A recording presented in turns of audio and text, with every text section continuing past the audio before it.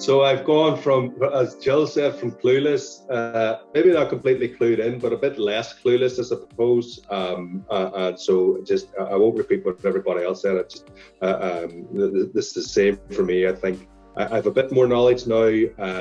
I will be able to sort of have some conversations with our cybersecurity manager, understand a bit more what you're showing us the last couple of days is what the ideal is, what an organization should be doing. I've no doubt, no illusions that our organization is anywhere near that, but I think actually starting to sort of see, right, where are we, and starting to have those conversations and have those conversations and that constructive challenge within the organization.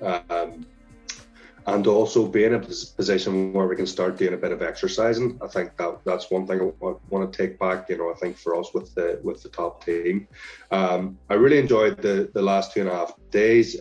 Your good humour and good spirits has sort of kept us all going. Can't have been easy for you either to be delivering this remotely. So it's a credit to you. I think I really enjoyed the breakouts as well. It's really good to. I've really enjoyed this group. It's good to sort of get different perspectives. We're all sort of quite in similar roles. So it's good we sort of share a lot of common issues. So it's really good to learn from others.